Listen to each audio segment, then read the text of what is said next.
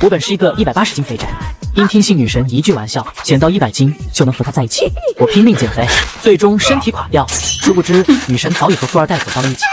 在闭眼的最后一刻，我看到了父母的眼泪。妈，对不起。再次睁开眼，我竟然回到了老师公开让我读情书的那一刻。周晨，我这是重生了。来，把这封信大声的念出来，让大家好好认识你，亲爱的。看样子，我这是回到柳如烟把情书给老班的时候了。周晨站起来看了看四周，四周同学都是一副看好戏的样子，随后面无表情接过了信。亲爱的烟，你报了哪所大学？我想和你在一起一辈子。你还有脸笑？滚出去站着！对不起，周晨，我把情书放在试卷里，忘了拿出来了。哦，周晨，你要加油，我在江州大学等你。如烟，你把周晨的情书给老师，他万一生气，我们的旅游经费怎么办？你信不信？一会儿周晨回来就会好好读书，因为我给他说我想去江州大学了。如烟，你真是太厉害了。走，下午没老班的课，咱们去上网。不去，马上高考了。不是，哥们你有病，当舔狗当成这个份上了。周晨抬头看了一眼他的便宜兄弟，随后接着看起了作文精选。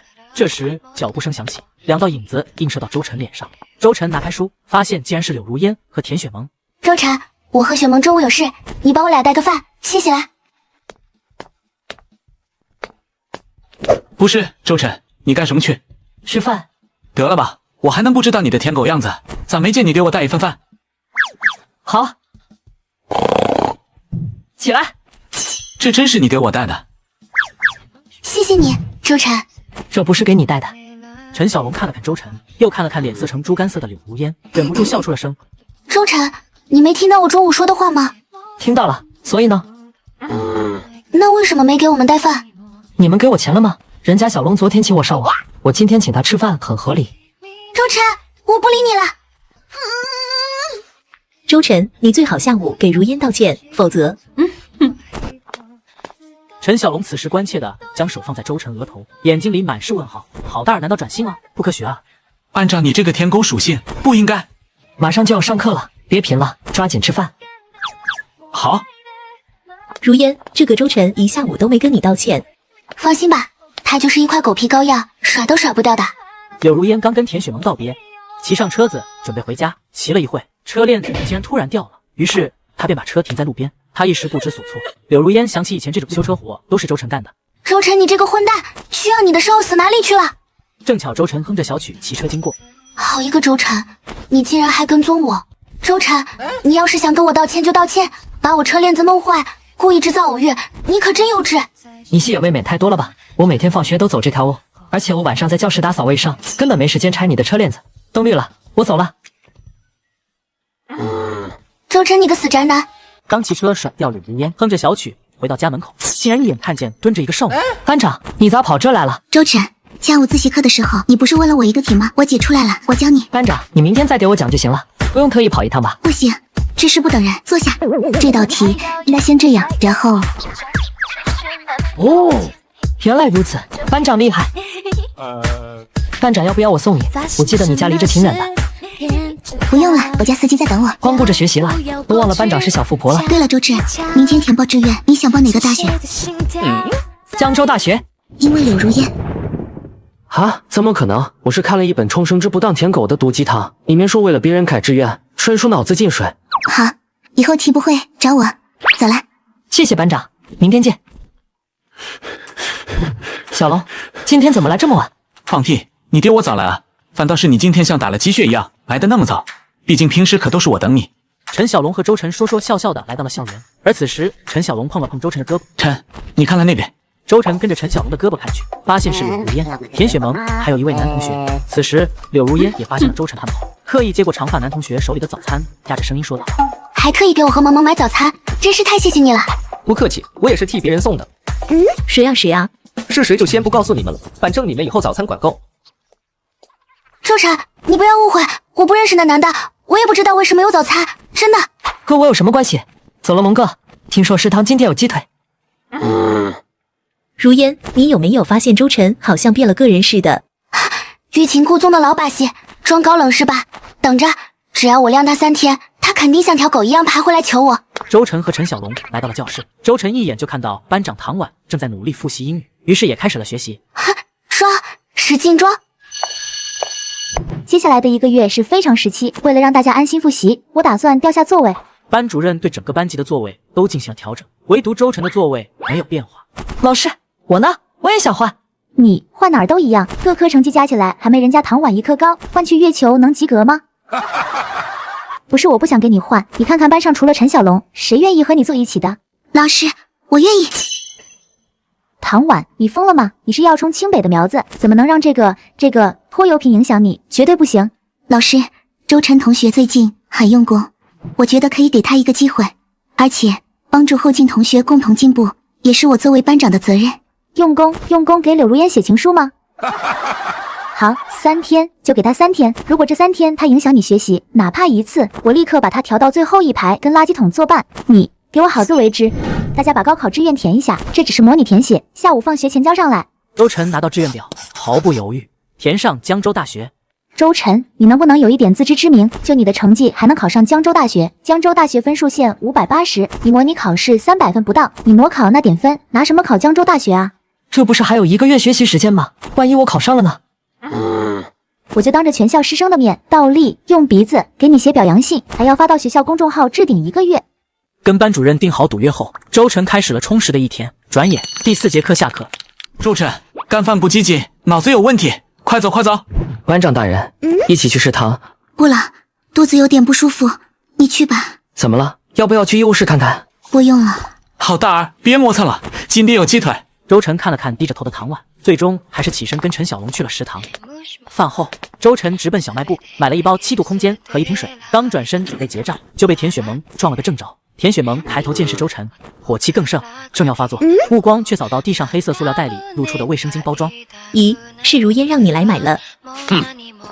果然是舔狗，连柳如烟的生理期都记得这么清楚，真能装。周晨刚走进教室，柳如烟就看到了周晨手里的塑料袋，一脸惊喜，忙不迭地站起来向周晨伸手：“给我吧。”什么？你手里的东西。又不是给你买的。你。周晨没有理会原地愤怒的柳如烟，径直走到唐婉桌前，把袋子轻轻放在她桌上。唐婉看清里面的东西，瞬间从耳根红到了脖子。周晨，你。周晨已经拿出英语书开始记单词，仿佛做了件再平常不过的事。唐婉心跳如擂鼓，偷偷瞥向身边专注的侧脸。他居然给我买私密物品。见周晨完全没有看自己，唐婉抓起袋子，像只受惊的小兔子般冲出了教室。吵周晨，那个唐婉有什么好的？哼！直到快上课，唐婉才红着脸回来。周晨敏锐地注意到她换了一套校服。周晨，谢谢你。嘿嘿，你要是真想感谢我，就好好辅导我学习。好。上课铃响起，周晨投入学习。下午自习课，唐婉递给他一张试卷，唐婉笑盈盈看向周晨。周晨，你试试把这张剪子做一下。好，没问题，看着还挺简单的。周晨，你真能吹牛，看一会儿你不及格，我就捶你。好，那为了班长能捶我，我是不是得放点水呢？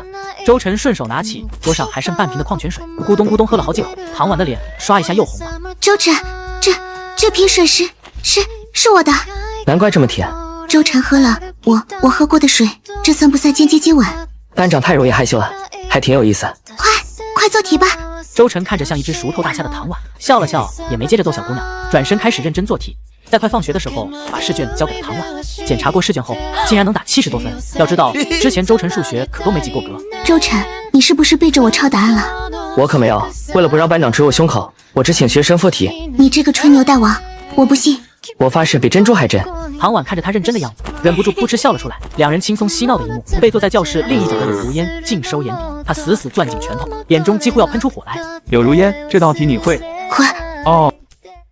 小婉，我要出国一趟，司机今天没时间去接你，你自己搭车回来。怎么突然情绪这么低落？我爸又要出国。这个柚子用的很好，不像我家老周，一辈子没出过国。我爸要用车，今天没人来接我，你能送我回家吗？嘿嘿，荣幸之至。不过我家有些远。华夏单车谁家溜？唯有周晨最为溜。走了，走啊！靠，周晨你重色轻友，说好了等我的。周晨推着单车和唐婉有说有笑的从校园门口出去，而这一切都让身后的柳如烟和田雪萌看得清清楚楚。如烟，你说周晨该不会移情别恋了吧？怎么可能？唐婉是出了名的乖乖女，她不可能谈恋爱。再说了，他唐婉除了有点钱，他哪里比得上我？死周晨，臭混蛋！今天连个矿泉水都不买了，还不和我来道歉？难道让本小姐跟你道歉吗？这道题今年高考很有可能出现，你们谁能把这题解出来？班主任目光扫过全班同学，只见所有人都缩着脖子，生怕点到自己名字似的。你们，老师，我会做这道题。班主任无视了周晨，见没有其他学生举手，他准备点唐婉上来做题。而此时，唐婉站起来，老师，让周晨试试吧。那周晨，你上来解题吧。答案没有问题，希望你明天模拟考能给我一个惊喜。好，我们讲下一道题。如烟，周晨好像真的变了，不然他怎么考江州大学？怎么配得上本小姐呢？那如果他正考上江州大学，你会和他交往吗？大概率会吧，看他表现。对了，明天就不要那个人的早餐了，我们让周晨买。听你的。因为临近高考，所以体育课都被改为了自由活动，大部分学生都会把这节课当成自习，而男同学基本都会选择打篮球来释放备考压力。杜小虎，周晨呢？好家伙，我陈哥魅力这么大吗？班花找他也就算了，连班长都要找他，他在打篮球呢。你让他上来，就说我找他有事。我有些中暑。柳如烟，你找他什么事？我刚好要下去。算了，我也下去吧。我想找他陪我打一会儿羽毛球。啊，我的天狗，我就算不要了，唐婉你也不能打。如烟，你去找周晨。好久没打羽毛球了，我打算让他陪我打一会儿羽毛球。唐婉好像也是去找周晨。柳如烟听到雪萌说的话，心情有些复杂。这3天时间，自己在周晨眼里就跟陌生人似的，他很讨厌这种感觉，于是加快脚步，想先唐婉一步找到周晨。好大儿，你看柳如烟来了。柳校花的可乐是给周晨买的吧？难道还能是给你买的不成？陈哥有口福啊！几名男同学朝周晨投来羡慕的目光，周晨露出了诧异的目光。前世并没有自己打篮球，柳如烟买可乐的剧情，这不按照套路来。还热吧？我给你买了冰可乐，含解暑的。周晨没有搭话，而是想到了前世自己住院期间，柳如烟不仅没来看自己，还发来了自己和富二代在酒店的照片，于是深深吸了口气，沉默的低下头，表情却更加厌恶。是不是感动大了？这可是如烟第一次请男生喝水呢，你不感觉到荣幸吗？就在柳如烟要打断田雪萌接下来的话时，班长唐婉抱着一箱怡宝走过来，而陈小龙抓紧过去接了下来。班长，你这是给我们买的吗？班长万岁！哟，班长你家庭条件真好，就买这么寒酸的矿泉水。我妈妈说碳酸饮料喝多了对身体不好。呵呵，真有接口，难不成你这是故意想？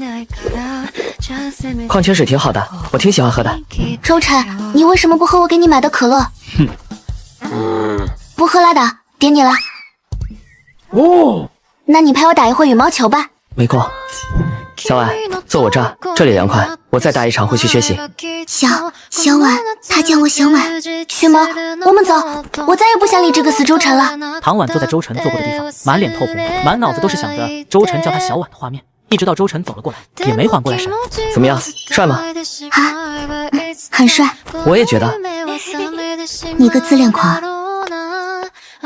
周晨去更衣室换上干爽的校服，随后回到教室和唐婉一起复习英语。就在两人投入学习的时候，一个扎着马尾辫的女孩走到唐婉课桌前。班长，我可以请教你一道化学题吗？可以啊。顾青宇，班里的特困生之一，高考那天失踪并被轻判。警方找到尸体时，他已经面目全非，体内更是留下7、8人的 DNA。直到自己死亡前，侵害顾青宇的那群人也没能伏法，而顾青宇的家人为了找到凶手，散尽家财也没能得到一个结果。周晨，你先让个位置吧，我们去窗户那边吧。不用，你坐我这吧。谢谢你。周晨深深吸了口气，多看了顾青宇2眼，随后找了个靠窗没人的位置坐下来。这么好的年龄，最重要的时候，却发生了震惊全市的惨案。这一次，绝不能再发生这种事情了。谢谢班长，我会了。不客气，有不懂的可以随时找我。好，谢谢班长。顾青宇，周晨同学，谢谢你给我让位置呀。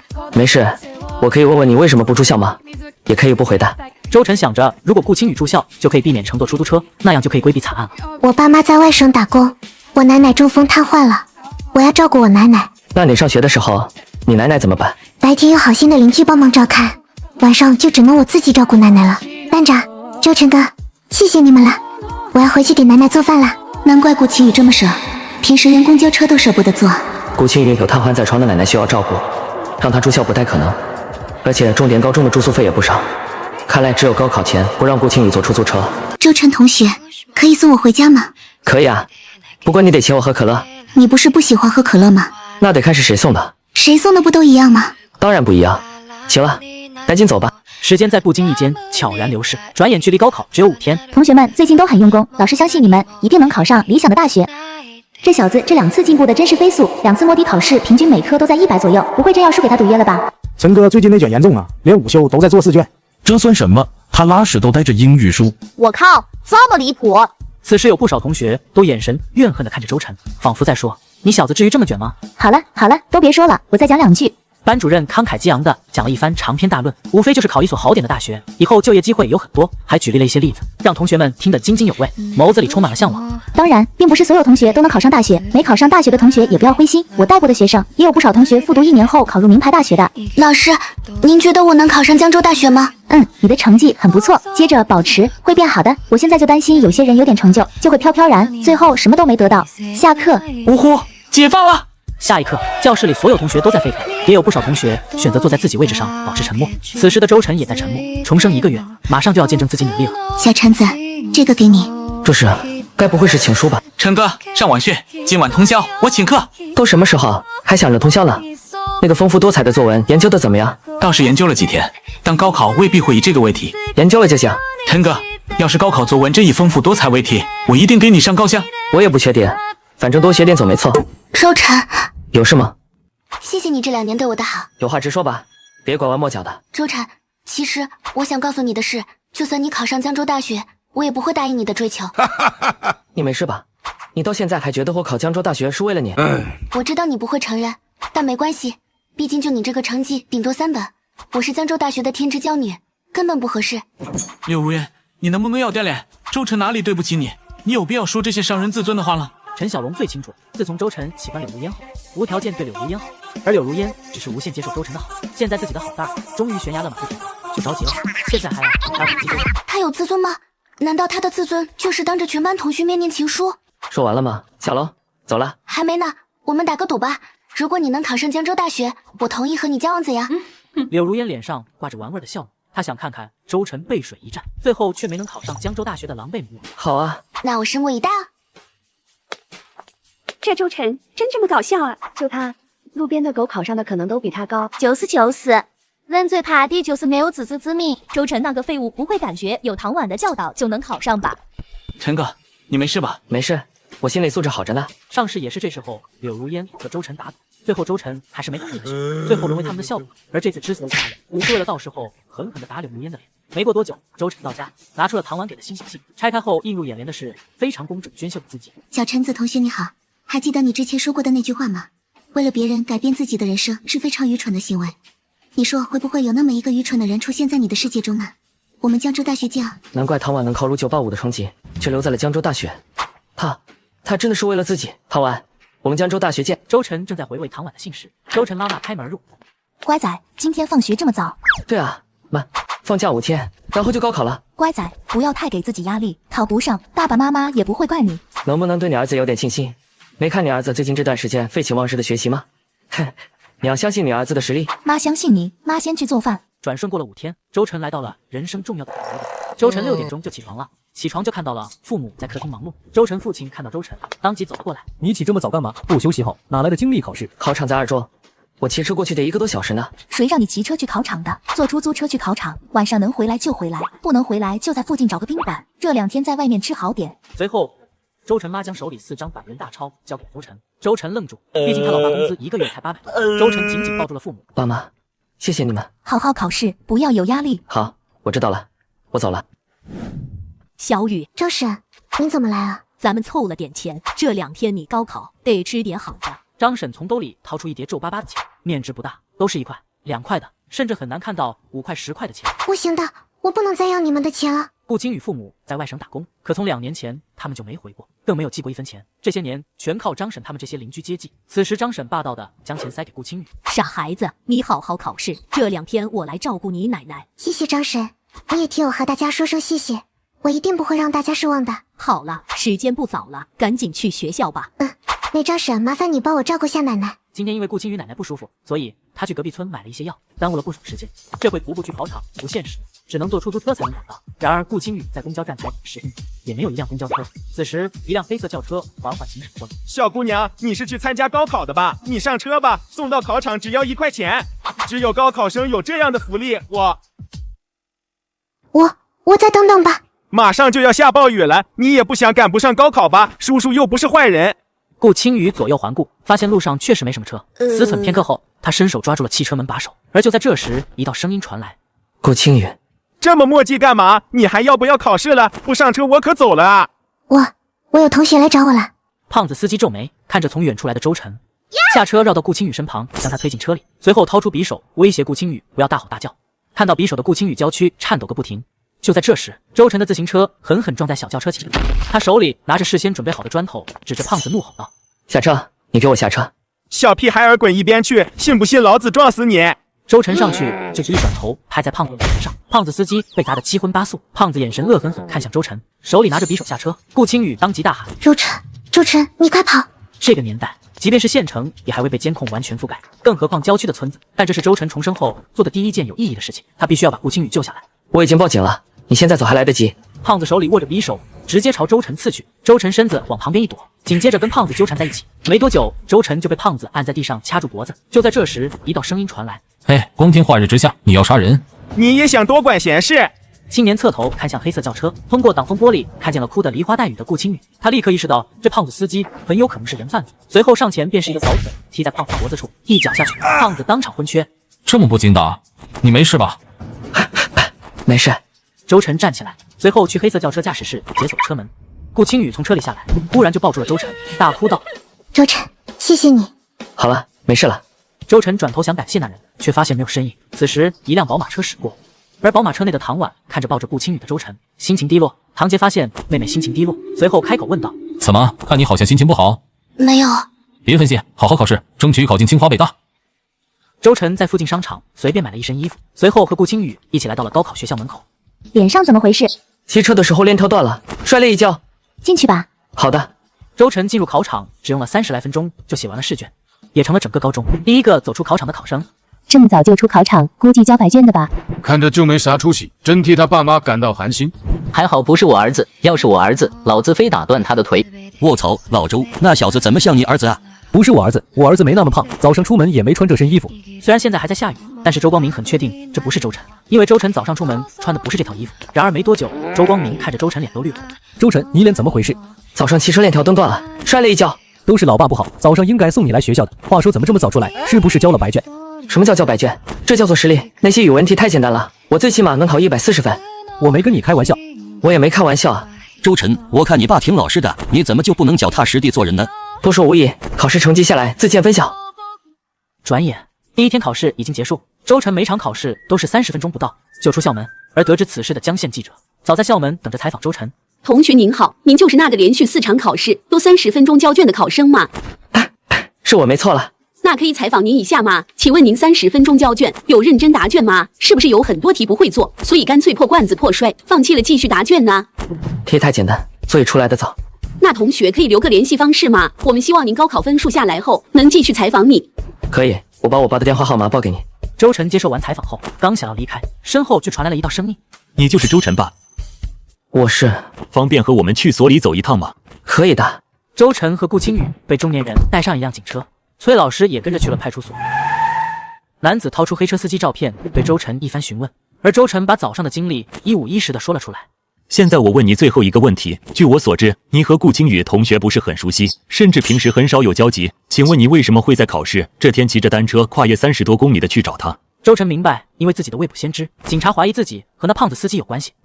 顾青雨同学家境贫寒，平时都是徒步来学校上课，而且还经常性的迟到，而今天是高考，我担心他来不及赶到学校，所以想过去接他。经过1上午的调查，警方确认了那个胖子就是连环变态强奸犯，近3年强奸并残忍杀害5名花季少女。这回还好有周晨，青雨你之后一定要加强防范意识。顾青雨处于后怕之中，只得拼命点头。周晨，你是好样的，老师为你感到自豪。老师，这是我应该做的。崔老师听到周晨的话，事事满意，因为接下来还有考试，几人就此分别。周晨，你和崔老师还有顾青雨怎么去派出所了？是不是作弊了？去你的，小龙！我用得着作弊吗？周晨把事情的来龙去脉和他讲了一遍。陈小龙听完周晨的描述，笑出猪叫声。我觉得你这故事能打满分，你想象力真丰富。有这想象力，要不以后你去写小说吧？操，爱信不信。第2天的考试，周晨依旧每科30分钟交卷，在交卷后，周晨蹲在江蟹二中门口等陈小龙。呀，如烟，你看，周晨在等你呢。能不能别提他？你不知道这2天考试他都30分钟就交卷了，这不是交白卷吗？别让别人知道我和他同学，丢死人了。我们走，雪萌。田雪萌点了点头，和柳如烟并肩离开。而此时，陈小龙从学校门口出来。陈哥，等我啊！不然呢？走，回去打梦幻。这2天都没看到唐婉，看样子只能去江州大学才能看到他了。回合制游戏有啥好玩的？无趣还花钱，还是砍传奇来着？你想不想通过游戏赚钱？提到赚钱，陈小龙瞬间来了兴趣。哪个男人没有一个既能玩游戏还能赚钱的梦想？小龙，我带你赚大钱。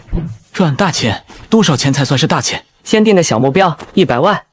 到底是你发烧了，还是我发烧了？在这个月均工资几百块的年代，万元户都是很少见的。而周晨一开口就是100万，属实吓坏了陈小龙。算了，现在跟你说再多也没用，以后你就知道了。周晨懒得解释，他也能理解陈小龙。随后2人约好在老地方上网后，便各自回自己家。妈妈，我回来了。周晨看着自己母亲，转身自己偷偷抹眼泪，大概也知道怎么回事。你已经成年了，也高考完了，陪老子喝一杯。父子俩喝着酒，有一茬没一茬的聊着。但周光明只字未提周晨高考的事。3、5杯下肚后，周光明忽然问道：“儿子，假如你没考上，你打算复读，还是去学一门技术？”没有假如，我一定能考上。周光明有些泛红的双眼直勾勾盯着周晨，见儿子那自信满满的表情，他把余下的话全咽了回去。那就不说了，喝酒。周晨喝完酒后，给父母说完，就离开家门去找陈小龙了，而没有察觉到父母的眼神更加落寞。周晨刚把车锁上，后面就有人拍了一下他的肩膀，周晨立马转身看清了来人。Hello， 陈哥。在周晨赵凯因高2时打架被开除，后来赵凯因伤人入狱。然而周晨对他并不反感，反而颇为欣赏。上一世周晨的父亲得罪了人，对方混混寻衅报复，关键时刻赵凯召集了一众兄弟前来解围，才保下了周父。兄弟，上一世你护我父亲，这次该换我来助你了。又没钱上网了吧？嘿嘿，你咋知道？最近手头有点紧。龙哥呢？他来吗？不用等他了，走吧，哥请你上网。周晨随手登上了自己的 QQ， 窗口闪动，打开消息发现是顾青雨发来的。周晨，明天有时间吗？我想请你吃个饭。在这情窦初开的你，周晨救了顾青雨，难免会让顾青雨心生嫌弃。然而周晨此刻已心有所属，于是他迅速敲击键盘，回复了一句：“明天没有时间哦。”随后便关闭了与顾青雨的聊天窗口。陈哥，上线砍传奇，你先玩。周晨回复了一句，而后点开同学群，找到唐婉的 QQ 号，点击添加好友，等了大概10分钟也没等到回复，周晨便打开传奇，缅怀青春。咋样？今晚打到什么装妹妹？靠，今天到底怎么回事？毛都没出。没关系，小龙，左上方前面有个祖玛快没血了，我们去看看。周晨操控着人物，随手2发技能将正在打祖玛的孤狼玩家击杀，随后将祖玛击败。而在祖玛倒地的时候，一道金光迸发，屠龙。周晨也是激动的浑身一颤，甚至忘了立刻拾取装备。当从楼下上来的老板听到声音，立刻指挥周晨：快捡起来，然后下线。发财了，发财了，陈哥，我们发财了。网吧老板看着眼前这2个学生，眼神里浮现出一抹阴冷。现在的屠龙至少能卖出10万出头，如果不是在这开网，我就动手抢了。小龙，我困了，我们先回家吧。好，回家。小弟，这把屠龙你卖不？你打算出多少钱？传奇装备掉价很快，去年还能卖出10多万，今年估计也就5、6万那个样子。放屁！真当我们不逛论坛，好几个工会出10万收屠龙呢？因为陈小龙的声音太大，2楼几个睡觉的飞都被吵醒。屠龙，那里有屠龙？说着玩的呢，哪儿来的屠龙？那我们下去谈谈。谈谈吧。你们先坐，我去给你们拿水。陈哥，这家伙不会乱来吧？不至于，他这家网吧也不止10万块。陈哥，那你打算卖多少钱？先和他谈一谈，价格合适就出手，主要我不想和陌生人交易，不安全。老板走进来，丢给周晨、陈小龙1人1瓶健力，笑呵呵说道：“来，喝水，哥们，认识一下吧，我叫王猛，他们都喊我猛哥。”把老板名字，陈小龙和周晨都是一丁，因为王猛手里的小弟都是附近高中的扛把子。猛哥好，我叫陈小龙。王猛看周晨平静地介绍自己，眼里浮现一抹诧异，本想靠自己的名声将价格压低，但是看周晨表现，估计悬了。你那把屠龙打算卖多少钱？周晨略加思索后，比了一个9的手势，而王猛看到价格，摇了摇头，太高了。虽然屠龙稀缺，但想要卖到9万不可能。陈小龙紧张地看向周晨，生怕周晨降价，因为按照论坛那些土豪出价，最少20万。现在屠龙的价格大家都心知肚明，不过我愿意和猛哥交个朋友，8万块钱，你把屠龙拿走。价格，陈小龙和王猛都是一惊。随后王猛细细思考了一下，随后点了点头，说道：“好，小兄弟豪爽，那我先去打电话凑一凑。不着急。我明天再来吧。不行，我先给你们开2台机器，你们先玩一会，我尽快给你们凑到。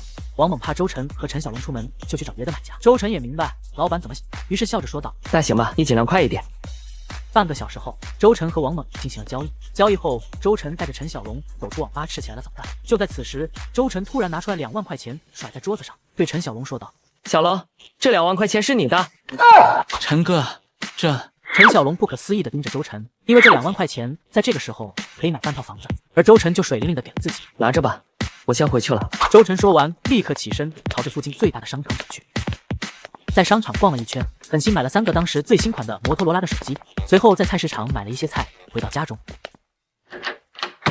哟，看来我儿子真长大了，还知道买菜了。18岁了，我已经是大人了。周晨把菜放在桌上，然后一屁股坐在沙发上，拿出来新买的手机。老妈，这是儿子送你的礼物。周妈看到包装上手机的图片，眼睛都直了，当即想询问周晨钱哪来的，而周晨早有预料，直接说道：“这是昨晚打游戏出了一件装备，我卖了3万多块钱。”多少？周晨怕直接说8万老妈承受不住，所以只能说3万。随后，周晨和周母捣鼓了一会手机，直到周父幸福回家，周晨也将另一部手机送给了周父。不愧是我儿子，虎父无犬子。你有个屁的本事，还没咱儿子本事厉害。你能赚到这2万块吗？脸皮比城墙还重，快去叫晨儿吃饭。周父笑呵呵的去叫周晨吃饭，而在吃饭的时候，周父却接到他大哥的电话。我在青青考了575分，别说我不照顾你们这群穷亲戚，到时候升学宴给你安排一个迎宾的活，还有我的大侄子的事情我也听说了，让他来我工地干活吧，哈哈哈。不用了，我儿子考的肯定不比你家孩子差。拉倒吧，就你儿子那成绩，还每次都不超过半个小时就交卷，狗踩一脚都比你儿子强。看在咱们是亲戚，我才让你儿子去我工地，要不然你们给我提鞋都不配。我家的事情不用你管。周父挂断电话后，看向周晨，周晨明白周父啥意思，随即笑呵呵地说道：“爸，你放心，我一定能考上江州大学。我相信我儿子。”周晨吃完饭就躺在床上，拿起来手机查看 QQ， 见唐婉还没同意自己的好友，于是无奈地叹了一口气。而此时，一个豪华别墅内，一名少女坐在电脑桌前，桌子上的手机铃声响起，少女接起电话：“你成绩查到了620分。”唐杰声音没有丝毫的激动，甚至有些生气。以唐婉的学习成绩，至少也能考680以上，还不错，能上江州大学。你告诉我，你是不是早恋了？是不是为了谁留在江州的？哥，你在说什么？今年的考题很难的好吧？能考上江州大学都很不错了。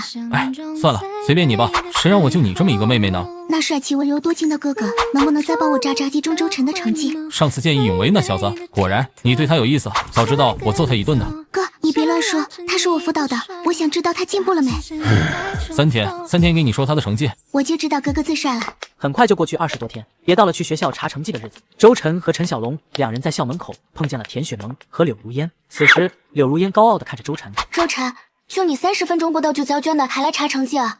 你真以为你能考上江州大学？”就是，也不看看自己配不配，你给如烟提鞋的资格都没有。陈小龙此时捏拳想上前理论，却被周晨拦住。周晨对陈小龙摇了摇头，随后拉着陈小龙直接越过柳如烟和田雪萌走进了校园。一个死舔狗还在这装起来了。如烟，我觉得你不应该这么冷落周晨，他考不上大学肯定去打工，钱肯定都给你，你大学就不缺钱。柳如烟看着附近路过的同学，不想在同学表现自己人品有问题，于是严厉地对田雪萌说道：“萌萌，你在说什么胡话？如果我真的像你说的那么去做，那不就是吸血鬼吗？萌萌说的也不是没有道理。最近家里生意不好，口袋有点拮据，等到大学找个优秀的男生，再把周晨踹了就好了。”啊，对不起，是我说错话了。算了，原谅你了，我们先去教室吧。下面发放高考成绩，有喊到名字的同学上来领取成绩单。没过多久，班主任就将成绩单发放了下去，而同学们开始互相询问考了多少分。就在此时，田雪萌惊呼：“如烟，你真厉害，竟然考了609分，江州大学肯定稳了。不像我只考了499，连2本线都没到。”听到田雪萌的声音，教室内的学生们都开始惊呼，而周晨也拆起来了自己的饭盒，将成绩单提起来，看到上面的645分，而身后的杜小虎好奇地问道：“周晨，你考了多少分啊？”听到杜小虎的声音，全班同学目光全部聚集在周晨身上。此时，陈小龙好奇地凑在周晨身边，一看差点摔倒。我操，645分，陈哥你真牛逼！教室内的学生们听到周晨的分数，纷纷抱怨起来：“什么？周晨考了645分？卧槽，没天理啊！他凭什么？绝了！天天上课睡觉的人还能考这么高的分，咱们努力学习的才考400多分，这什么世道啊？肯定作弊了。他怎么可能考645分？456分还差不多。”柳如烟却走到周晨面前：“周晨，你真考了645？周晨笑着将成绩单举起来，让附近同学看到分数，并对柳如烟说道：“是的呢。”柳如烟看到周晨成绩单上的数字，愣了一下，随后抱胸骄傲地看向周晨：“那你还不快谢谢我？要不是我，你能考这么好的成绩吗？你配吗？我最该感谢的就是班长。如果不是我当初告诉你我要考江州大学，你也不会奋发图强。哼，真是人不要脸，天下无敌。你真是配。”小龙走了。周晨刚要走出教室，兜里的手机就响了起来。周晨拿起来电话就接听，而柳如烟看到周晨的手机，眼神阅读了起来。摩托罗拉，一个手机4000多，这肯定是陶婉那个狗女人给周晨买的。周晨一边接电话，一边和陈小龙从教室离开。而从接通后，手机那边1分钟没有声音。周晨有点懵。妈，你怎么不说话？让我来问吧，儿子，你，爸，快看看祖坟冒烟了没？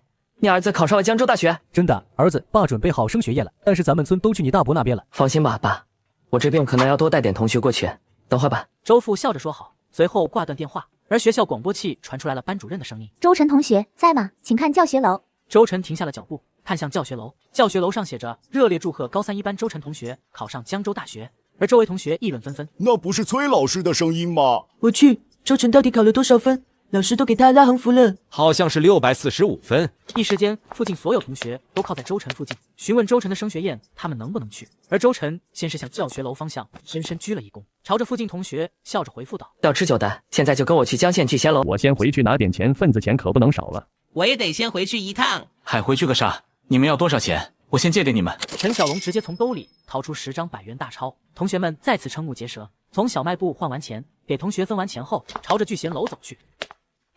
别等了，你们家周晨不可能考上大学，你们赶紧来参加我女儿的升学宴吧。我知道你们家穷，不要你们的份子钱。光明夫妇不予理会，张桂花见他们没回应，更是骄傲跋扈地说道：“就你们家周晨，连路边一条狗都比不过，还30分钟交卷，笑掉个大牙，真是一群傻子。废物的儿子只能是废物。各位乡亲，我先上去安排位置，各位稍等片刻。”周晨大伯离开后，村里的村民又开始对周福数落。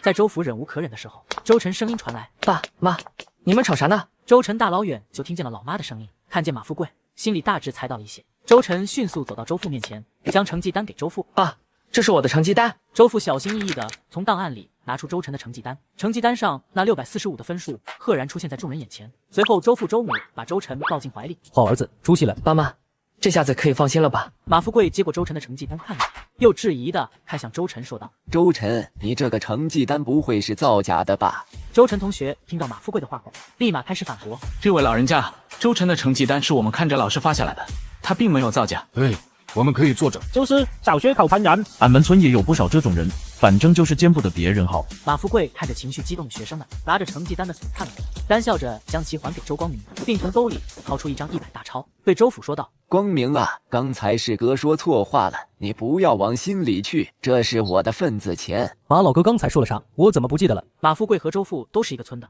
更何况还是村长，撕破脸也不好。马富贵此时走到周晨面前，拍了拍周晨肩膀：“好小子，我早就看出你非池中物，你果然没让我失望，给我们向阳村长脸了。”就在马富贵和周晨对话的时候，周父兜里手机响起，周父接听：“你好，请问是周晨父亲吗？我们想采访一下周晨。”周光明经过周晨同意后，才告诉对方记者自己所在地址。而此时对面酒店内，周晨大伯满面春风，而村民们也在互相交谈，贬低周晨。“老马不会真相信周晨那个废物能考上大学吧？现在还没回来。”“就那个玩意，窝囊爹生出来的儿子还能是真龙？虫子还差不多吧。”“哈哈哈哈！”此时张桂花掏出手机查看时间，着急地询问周光华：“马村长怎么还没来？”“青青，你给村长说，不必看我面子，这么照顾周晨一家废物，让他抓紧来吃席。”“好的，爸，我知道了。”周青青说完，就转头去了对面聚贤楼，找到村长马富贵：“马叔，马上开席了，全村就等你了。”马富贵看到周青青后，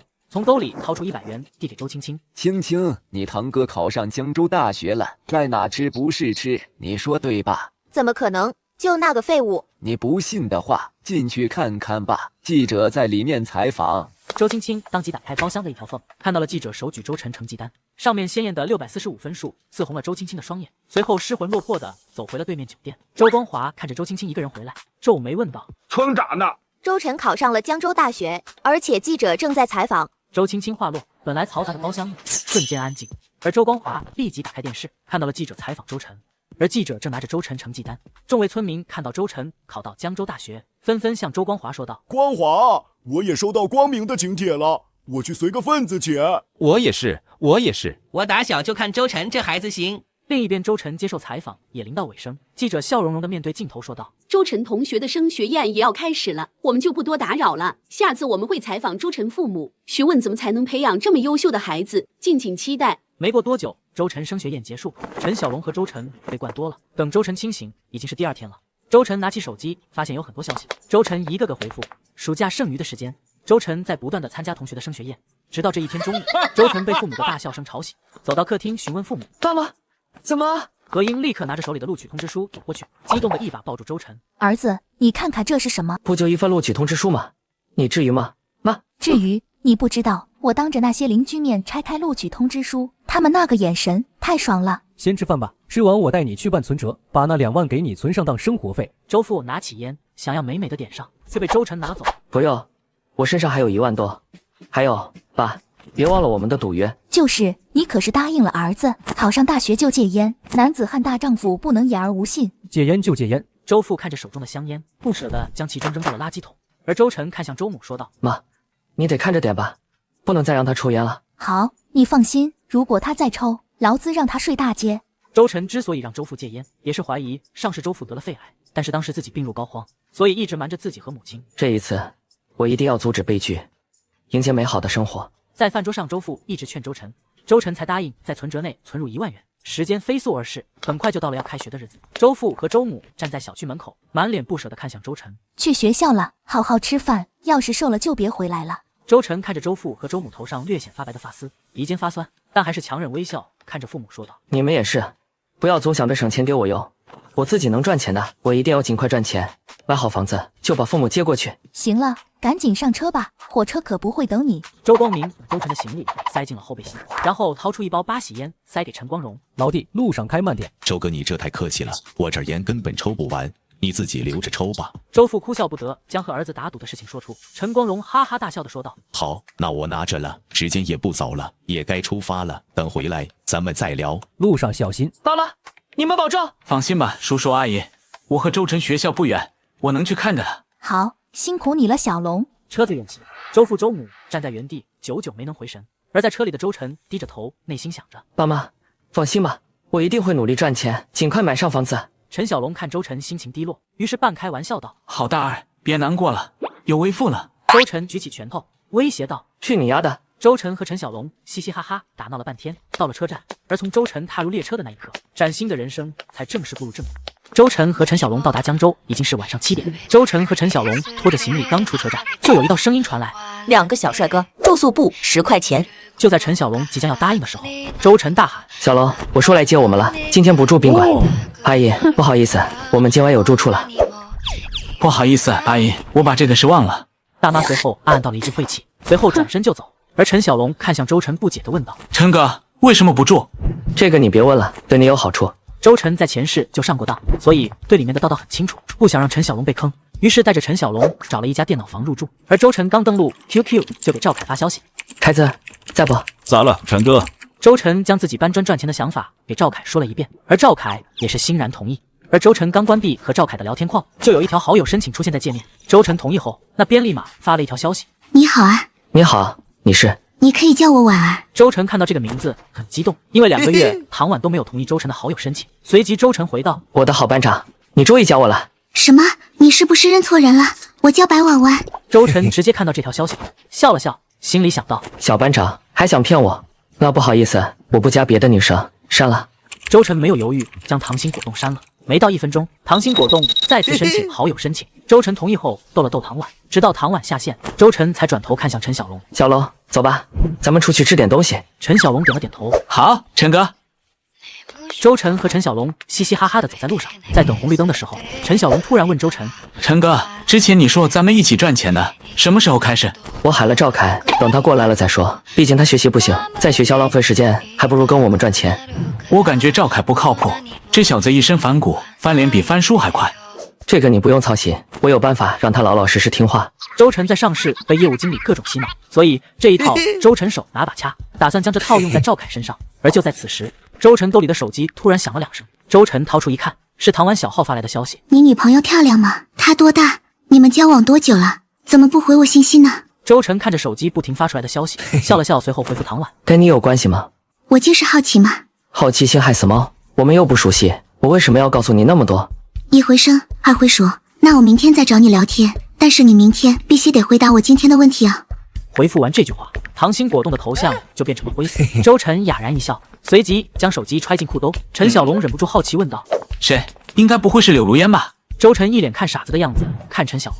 在暑假，周晨也去柳如烟的升学宴了，而他们一家堪比抢钱行为，让周晨更加厌恶。他也拍，还不如想想吃什么呢？陈小龙左看看右看看，随后眼前一亮，看向周晨说道：“陈哥，我们去吃海鲜。”哎，陈小龙还没说完，就看到公交车站旁站着一个女孩，那正是他们高中同学黄琪琪。陈哥，你看那不是黄琪琪吗？周晨目光跟着陈小龙的手看向了黄琪琪的方向，刚看到黄琪琪，突然头疼欲裂，紧接着脑中出现了一个画面，轰鸣声传来，一辆摩托车停在黄琪琪旁边，随后抢了包就开车跑，而黄琪琪一直抓着包不放手。没多久，黄琪琪就被一辆货车卷到车底。这是怎么回事？未卜先知吗？但是前世黄琪琪考上了江州大学，为什么此时会出现在江州电子科技大学附近？难不成是我重生改变了黄琪琪的命运？而这未卜先知大概是能预见因为自己重生而改变历史的那些人以后的轨迹。陈哥，你怎么回事？没事吧？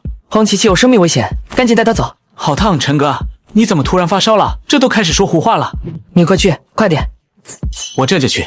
陈小龙在飞奔向黄琪琪的同时，一辆疾驰的摩托车正向黄琪琪奔去。坐在摩托车后面的男人一把将黄琪琪的包拽住，没等黄琪琪反应过来，就被一股巨大的力量带了出去。而陈小龙在旁边趁机扑向了摩托车，由于惯性，摩托车和陈小龙都被摔得不轻。而陈小龙强忍不适当即大喊：“报警！快报警！”然而那些路过的人置若罔闻，很识趣的就走得远远的。陈小龙有些发懵，这些人怎么回事？见死不救的吗？就在陈小龙发懵的时候，一声哭声传来：“我的学费，我的学费！”此时，那两个男人也从地上爬起来了，两人同时从腰间掏出一把明晃晃的刀，走向陈小龙。陈小龙当即朝着黄琪琪大喊：“黄琪琪，回来，快回来啊！”黄琪琪此时也看见了歹徒车，再也不敢前进半分。就在此时，一辆大型卡车按着喇叭飞速奔驰而来。陈小龙迅速将黄琪琪拉到身后，看着两个歹徒吼道：“居然当众抢劫！你们眼里还有法律，还有王法吗？”周晨手里拿着灭火器，缓慢地走到陈小龙旁边，对着歹徒说：“东西你们拉走，不要动手，我已经报警了。”两个歹徒听到周晨的话后，对视了一眼，连忙开车逃窜。见歹徒跑远，陈小龙和周晨呼出一口气，而黄琪琪却大哭了起来：“我的学费，我爸妈辛辛苦苦种地好几年才攒到的4000块，没有钱我就上不了学，怎么办啊？”周晨深知黄琪琪是因为自己重生，所以才导致被抢，于是开口道：“这个钱我给你，放心，我有钱。我和小龙前段时间打游戏赚了不少。”陈小龙听到周晨的话后，连忙点头：“对，现在他可是有钱人。”黄琪琪低头，眼里还有泪花，不好意思地看着周晨说道：“我可能要很久很久才能还你的钱。”没事，不着急，等你找到工作再说。我们先去派出所吧。黄琪琪点了点头。三人去完派出所后，就分头行动。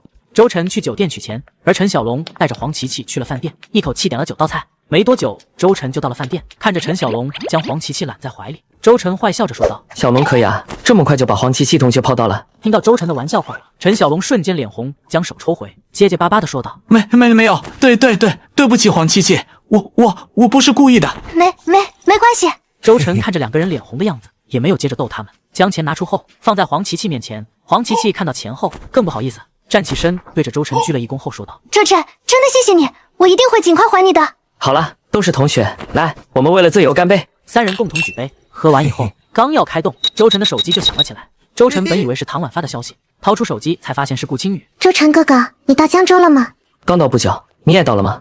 那刚到不久，你在哪？我可以请你吃饭吗？你来一批海鲜吧，我和小龙刚点完饭，小龙这家伙点了9个菜，我们吃不完。哦，好吧，周晨哥哥，我就不去了，改天请你吃饭。好了，都是同学，快来吧，我们等你。那好吧。周晨刚收起来手机，陈小龙就靠了过来，一脸好奇地询问道：“陈哥，话说你当时怎么知道黄琪琪有危险的？”此话一出，黄琪琪一脸震惊地看着周晨，然后询问道：“你提前知道我有危险，所以让陈小龙来救我吗？”周晨面对两人的询问，一脸平静，因为早知道会被问到，所以提前想好了措辞。实不相瞒，我爷爷之前是风水先生，我自小就耳濡目染，懂了一些面相。当时看黄琪琪印堂发黑，即将发生血光之灾，所以才让陈小龙去救。听到周晨的话后，陈小龙一脸无语，而黄琪琪满脸惊喜。陈小龙见黄琪琪一脸崇拜的样子，为了让黄琪琪相信科学，于是将手伸到周晨面前说道：“那你帮我算算，我大学能不能找到女朋友？”周晨抓着陈小龙的手，左看右看，随后闭上了眼睛，掐着手诀，最后一睁眼，对陈小龙说道：“有，还不少，但都是为了你家的钱去的。但是你有一段缘分摆在眼前，能不能抓住机会，倒也不是一段佳话。那你还不快给我指点指点？周晨眼神盯着黄琪琪，陈小龙顺着周晨目光也看向了黄琪琪，而黄琪琪见两人的目光，也是紧张了起来。这，我还没有谈恋爱的准备啊！就在黄琪琪不知所措的时候，包厢门传来了敲门的声音，随后门开了，而站在门口的正是顾青雨。几人吃吃喝喝，很快就吃完饭出了饭店。黄琪琪此时走到顾青雨身边，顾同学，咱们可以一起住吗？我有点害怕。当然可以了，咱们住一个酒店吧，这样也能保证你们的安全。黄琪琪和顾青雨细细思索后，也是点头同意。于是四人一同去前台开房，而这一切全让酒店门口的唐婉看得清楚，闷闷不乐地对驾驶位唐杰说：“哥，换一家酒店吧。”怎么了？唐杰等了一会没看到唐婉回复，一脸疑惑，于是转头看去，瞬间吓了一跳，对唐婉说：“姑奶奶，别哭啊！你一哭被爸妈知道，我不就完了？我这就带你去别的酒店。”于是唐杰一边开车一边劝导唐婉，又开了大概2个小时，找到了一家酒店。唐杰转头对闷闷不乐的唐婉说道：“我先去给你办理入住。真不知道哪个混蛋又惹我妹妹了，现在越来越阴晴不定了，让我知道一定要狠狠打他一顿。”在唐杰走向酒店前台的时候，前台还有一男一女办理入住，男的全身名牌，而女的比较朴素一点。此时男的转头对女的说：“如烟，你看现在就一个房间，不如咱们凑合一下，我保证我睡在沙发上就可以了。”不行的，男女授受不亲，我去住宾馆吧，宾馆也挺好的，只是蚊子多一点，环境差一点，不过也没关系，我上高中的时候就已经习惯了。那这样吧，你就住这儿，我换一家酒店住。那谢谢你了，郑大帅哥。说完，柳如烟就上门。郑飞就是高中给柳如烟送早餐的人，柳如烟也是后来才知道的。就在郑飞要转身离开的时候，看到了唐婉和唐杰走了过来。郑飞于是上前说道：“没想到啊，唐大班长，平时看你这么单纯，没想到也会在外面乱勾搭。”郑飞话还没说完，直接去了。而唐杰的保镖以及酒店保安立刻围了上来，保镖抓紧上前询问：“少爷，没事吧？”“没事，把这个乱说话的狗扔出去。我们家产业看到这人永不服。”郑飞本想起身死逼，听到这话，瞬间冷汗直流，知道自己得罪了自己，于是灰溜溜的跑出去。而已经躺在床上的柳如烟听到手机响动，拿起手机查看。如烟，我有点事耽误了，明天才能去江州。好，知道了。柳如烟回复以后，又看了一眼周晨的消息框，见周晨没给自己发一个消息，有点失望。刚想放下手机，电话就打过来。怎么了，郑大帅哥？如烟，我看了唐婉和一个男的来了这家酒店，而且这男的还是酒店老板，唐婉肯定被包养了。你帮我公布到你们高中群去，我要让唐婉身败名裂。怪不得高中时候唐婉有钱，原来是被包养了。我可不能当这个坏人，你找其他人吧，我不合适。柳如烟说完话就挂断了电话，而另一边周晨和陈小龙正在砍传奇。没多久，周晨传奇列表就有信息跳动。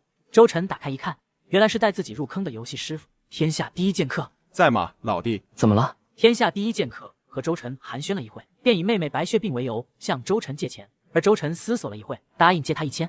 而陈小龙看到信息后，着急忙慌地对周晨说道：“陈哥，这钱不能借，1000块相当于普通人2个月工资。救人一命，胜造7级浮屠。万一就缺这1000块没凑够出事了，我会内疚一辈子的。”陈小龙见周晨执意要借，于是也不再劝。而周晨将钱借给天下第一剑客后就休息了。转眼来到第2天，唐婉早早的就来到江州大学报到。而柳如烟看到唐婉后，慌忙凑了过去。唐婉，你跟那个男人在一起多久了？什么男人？你放心，我不会乱说的。我昨晚都看到你和那个男人开房了。听到柳如烟说出这么多话，唐婉也知道那个男人就是自己哥哥的事情，于是生气的说道：“那是我哥，秦哥，他叫唐姐，秦哥哥是吗？柳如烟，你到底有完没完？”柳如烟见唐婉眼角含泪，更加确定被自己说到，于是撇撇嘴说道：“你可别哭，你那秦哥哥可是大老板，你这一哭，我肯定要倒霉。我不说了，我走。”柳如烟刚要走，就被扇了一巴掌。柳如烟刚想发作，就看到面前3道靓丽的女生，而带头那个女生上前说道：“抓紧给小婉道歉，如果不道歉，我也不介意送你进去吃国家饭。”柳如烟听到诽谤要吃牢饭，着急忙慌地站起来给唐婉道歉，随后像老鼠一样灰溜溜地拉着行李箱。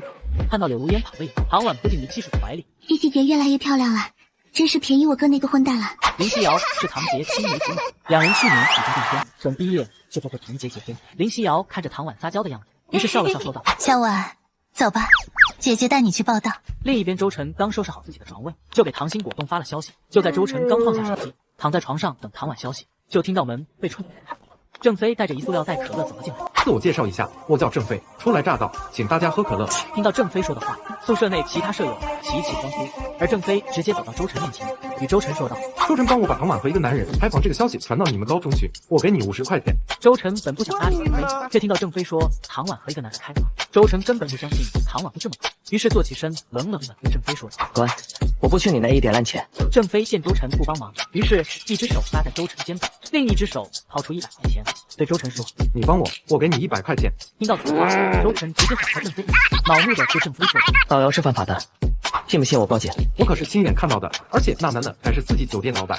乖，有些人都玩呀。郑飞见周晨不帮自己，于是面上客客气气的，但是心里却想着：等我疏通好学校关系，你就等着完蛋吧，周晨。周晨刚坐到床边，就看到唐婉的消息。刚忙完，怎么？是不是要回答我昨天的问题了？我知道是你，别装了。我这不是唐婉。敢不敢打电话证实？不敢我就杀了你。我又不知道你电话号，我怎么给你打？周晨看到唐婉发的消息，直接将自己的手机号发了过去。没过2分钟，电话响了起来。周晨看到溏心果冻的来电，立刻接听了起来，而从电话里传出来了一道御姐音：“你好啊，往事随风。”周晨没有回话，立刻挂断电话，并且将溏心果冻删除拉黑。而另一边，女生宿舍林夕瑶笑着看向唐婉：“这是你小男朋友吧？”唐婉脸蛋通红，但突然想到当时顾青宇抱着周晨，包括前几天看到周晨和顾青宇开房，当即失落的对林夕瑶说：“没有。”林夕瑶看着失落的唐婉，好奇的问道：“难不成他不喜欢你？没事，姐给你介绍有钱有颜、品行好的高富帅。”唐婉没有回答林夕瑶的话，拿起来手机，还想问问周晨，发现将自己删了，当即生气的说道：“他竟然把我给删了！你看男人没有一个好东西吧？他应该是听到你的声音才把我删的。”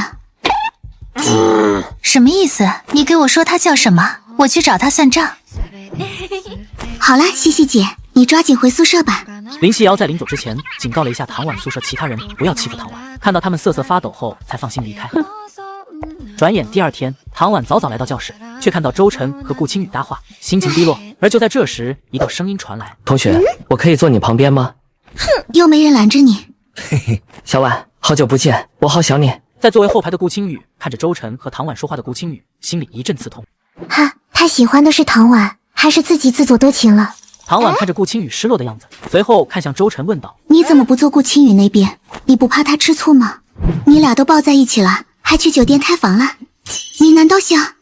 抱在一起是因为他被劫持了，我救了他；而开房那一次是因为我和小龙碰到他们了，而黄七七当时差点被劫持，我不放心他们女生自己住，为了安全才让他们跟我们去一家酒店开房间，我和小龙一个房间。你可不能冤枉我，我可为了您守身如玉，这些黄七七和小龙都能作证，而当时抱在一起，崔老师也能给我作证。如果你不信，我发誓。周晨当即立起来3根手指，刚要发誓，就被唐婉堵住了嘴。唐婉看着周晨，脸红的说道：“不许说，我信你了。”唐婉刚松手，周晨像个变态一样深呼吸了一下，笑着看向唐婉说道：“婉，你真香。”唐婉听到周晨说的话，脸色更红，随即抬手在周晨大腿上一掐。周晨哎呦一声，当即抓住唐婉的手。唐婉挣扎了2下，也就没有再挣扎，只不过脸色更红。周晨刚要说什么的时候，后面同学说道：“这位同学，老师来了。”听到同学说的话，周晨一个手拉着唐婉的手，一边看向讲台，而老师刚到讲台站定，全班同学惊呼：“老师这么年轻，这么好看，气质真好啊！老师真好看。”没有你好看。唐婉看着周晨翻了一个白眼，心里却甜蜜蜜的。站在讲台上的老师敲了敲桌子：“同学们，安静！从今以后，我就是你们的班主任了。现在大家一个个来讲台上做自我介绍。”听到老师的话后，同学们一个个上台自我介绍。很快，这节课就结束。而周晨看向唐婉，笑呵呵的说道：“婉，一起吃饭吗？”“谁要跟你吃饭？你删了我求求！我还没找你算账，大笨猪！”坏了，我怎么没想到婉可以找人讲话？婉，我错了，我就当给你道歉了，好不好？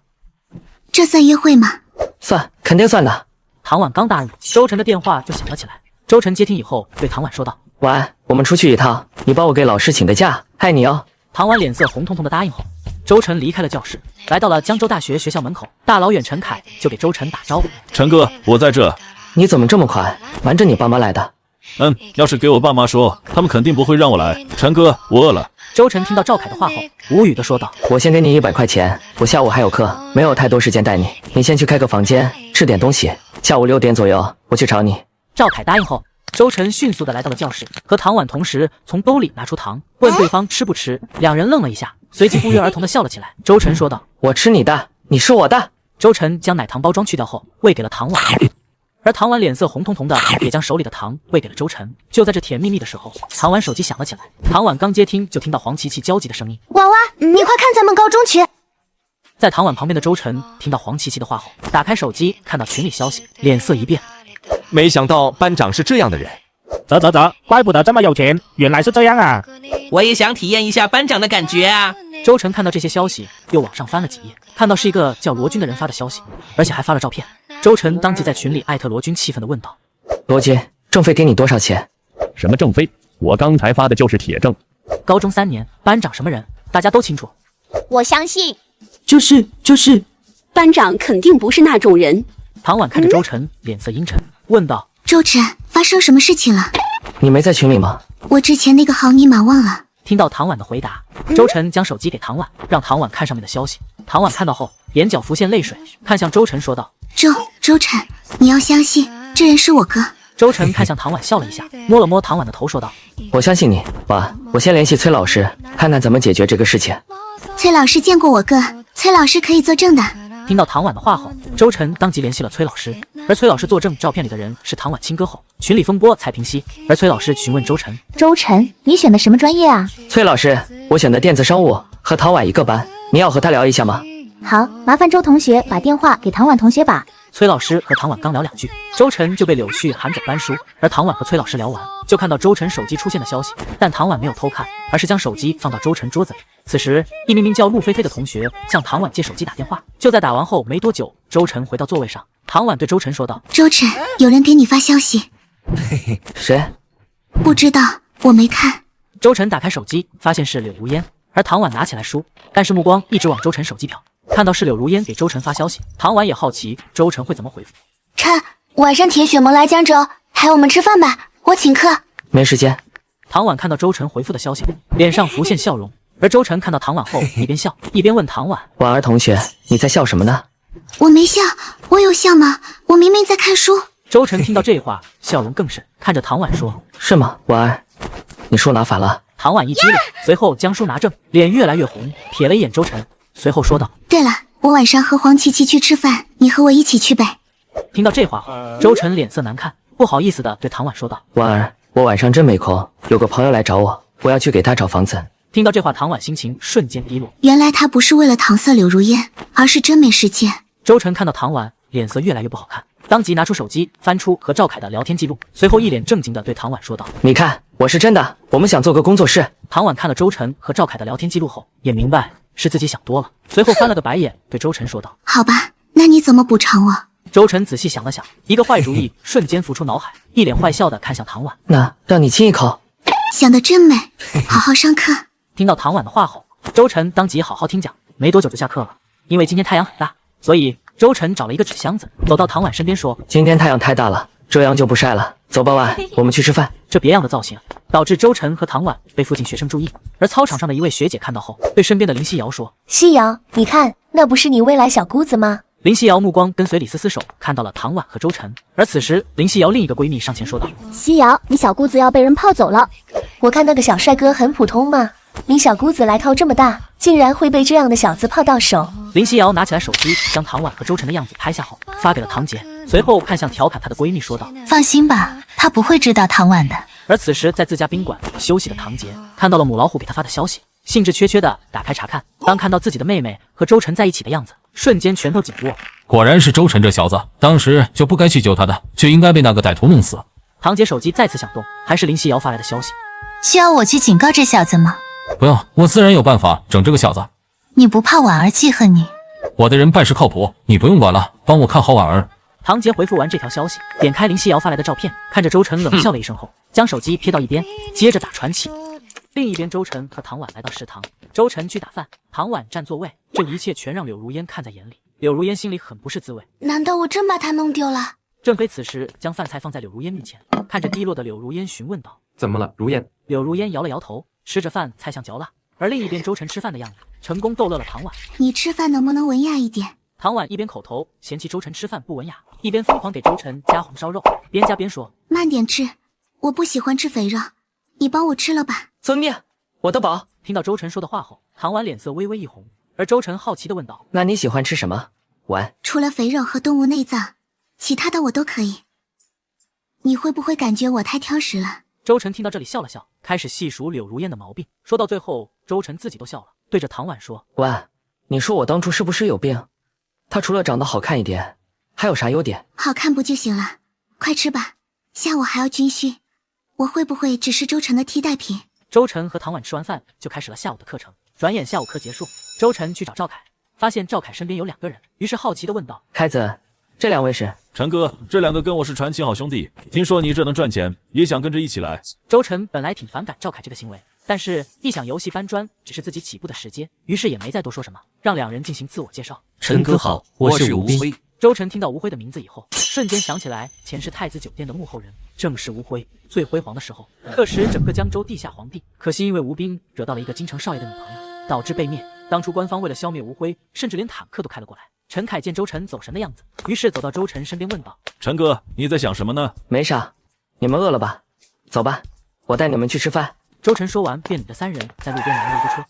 在出租车上，周晨好奇地问吴辉：“吴辉，你是江州本地人吗？”“是的，陈哥。”“那你认识的人应该不少吧？”“还可以，但是遇见事情，只要舍得出钱，70、80号人还是能叫过来的。”“我靠，辉哥，你之前不是吹牛逼啊？”“你可以当我吹牛逼，但是有钱以后就不是，我的人脉关系就是我吹牛的资本。”几人一路上说说聊聊，很快就熟悉了彼此。出租车也很快就到了一品县门口。周晨在来之前就让陈小龙订了一份2999的套餐。一行人在餐桌上互相介绍完以后，吴辉好奇地朝着周晨问道：“陈哥，游戏装备爆率太低，而且降价太低，这玩意真能赚钱？”“是要我们耗够多，装备金币材料的数量就能起来，传奇人流量庞大，我们的货只会供不应求，而且还有大量私服也能打金，这个市场非常大。”周晨给他们讲解了一下游戏打金的运营模式，吴辉越听越入迷。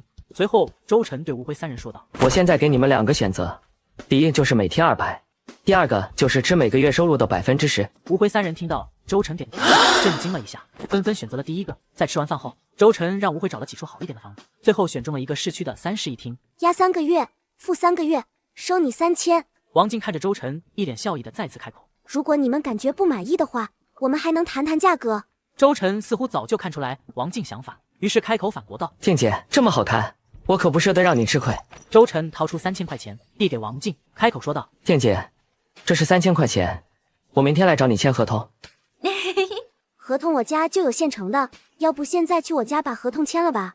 王静目光一直盯着周晨，而周晨看了一眼王静，咽了一口唾沫，想着：“我只想好好搞钱，让老爸老妈过好日子，让完风风光光的嫁给我。”“怎么还怕姐姐吃了你不成？”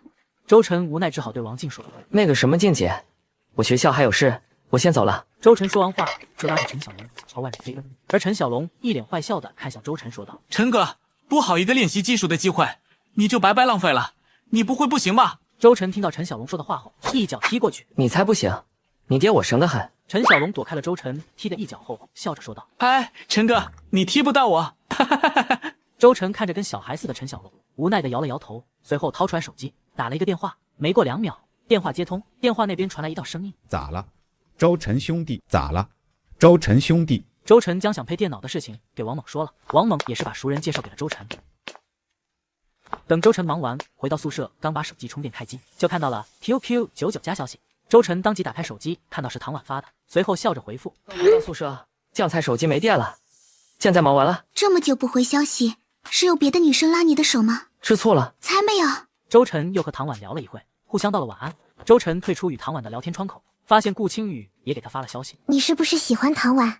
周晨给顾青雨说明自己很喜欢唐婉后，看到了柳如烟发给他的消息：“周晨，礼拜6有家溜冰场开业，全场免费，我们一起去吧。”“没空。”周晨又和陈小龙聊了一会，刚挂断电话，宿舍门就被人推开，走进来了3个人。为首的那个人说道：“查寝，都起来排队，我点名，点到名字的喊道。”曹明一个个点名，很快就到周晨。曹明看了一眼周晨，随后靠近周晨，在他耳边道：“有人让我给你带一句话，远离唐婉。”随后曹明转身走回洗地旁边，而此时郑飞手里拿着一袋水和饮料递上去，抖腿道：“学长们辛苦，这些东西拿回去吃。”曹明看到郑飞如此懂事，笑呵呵的让小弟过去拿，然后对着宿舍其他人说道：“自我介绍一下，我是大3曹明，我哥是曹渊，在这片开了4、5家溜冰场。告诉你们，不是为了炫耀，而是给你们一个警告，我是你们惹不起的人。”曹明说完这句话后，转身带着小弟离开，边离开边说：“以后每天10点必须给我站在床前，等我们来检查，如果不到，后果自负。”在曹明离开后，舍友孙大圣唉声叹气地说道：“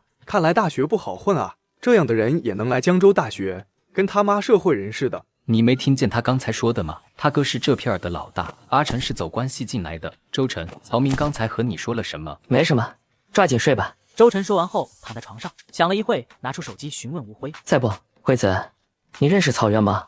和他熟悉不？在，陈哥认识这一片老大，有一些过节，是不是他弟弟惹到你了？你怎么知道的？周晨发完这条消息以后，吴辉一直没有回复，直到周晨要睡觉的时候，吴辉发了一条消息：先忍一忍吧，等赚够了钱，什么都好说。时间不早了，睡吧，陈哥。周晨看到这个消息，心里有些难过。难道真要和唐婉分道扬镳？周晨想了一会，决定走一步看一步，随后躺在床上，刚闭眼，脑海里忽然浮现出前世的一个新闻：江州爱欧服装厂老板因为被媳妇和助理转移，导致破产跳楼自尽。周晨当即坐起来，用手机查询信息，却没有任何结果。距离爱欧服装厂老板跳楼自杀还有5天的时间，如果能搭上这条线，那曹院就不是问题了。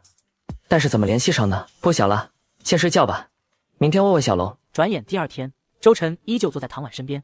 周晨拿出手机给陈小龙发消息，询问爱欧服装厂老板的事情。过了2分钟，陈小龙才回复：陈哥，我那是吹牛皮的，我老爹那小工厂接不到爱欧服装厂的订单，接的也是下面供应商啊。我靠，你小子忽悠我！行了，我自己想办法吧。周晨回复后就收起来了手机，而这一切都让唐婉看得一清二楚。爱欧服装厂，那不是我舅舅的公司吗？周晨联系我舅舅干嘛？周晨他找爱欧服装厂老板干什么吗？很快，一上午的课结束了。周晨刚起身，周晨，你到底找爱欧董事长干什么？我可以帮你，需要见面还是电话？最好是见面。对了，安，今天中午不能陪你吃饭了，我还有点事。唐婉挥挥手，笑着对周晨说道：没事，你忙你的工作室去吧，我去吃饭了，记得要回我消息。唐婉说完就离开了教室，而周晨打包了4份快餐来到了出租房。吴辉当即上前打招呼：陈哥，还没吃午饭吧？赶紧来吃一点。开子和冰子呢？他俩还在睡觉，先不用管他们。对了，陈哥，如果你真想搞他们的话，我可以帮你。没事，咱们先赚钱，后面慢慢对付他们。吃饭吧。在周晨和吴辉吃完中午饭后，吴辉也是想起来一件事，掏出了一张纸条。陈哥，这是我小学同学手机号，论坛上的外挂大部分都是他做出来的。周晨点头向吴辉表示了感谢，随后按照纸条号码打了过去，很快就接通，那边传来了一道男声：你就是周晨吧？吴辉给我说过了，你要的东西我都能搞定，你能给我多少钱？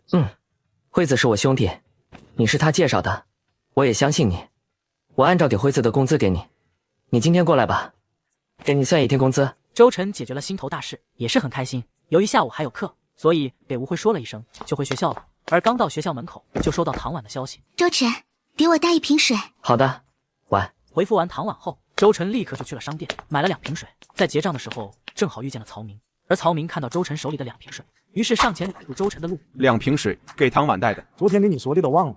走，咱们去厕所好好聊。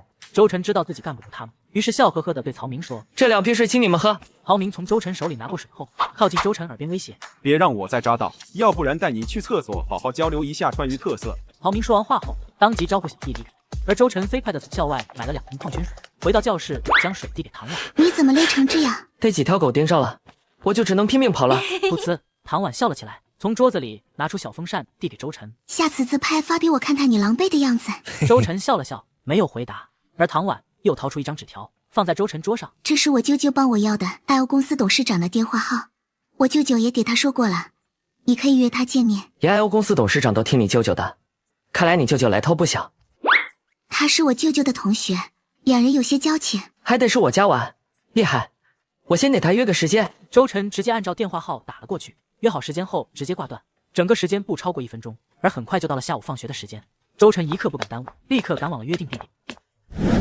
你就是周晨，你找我们董事长干嘛？跟你没关系，抓紧让开，我约见的是你们董事长，你们董事长也答应见我了，你问那么多干嘛？王成握紧了拳头，呼出了一口气，随后对着周晨说：跟我来吧。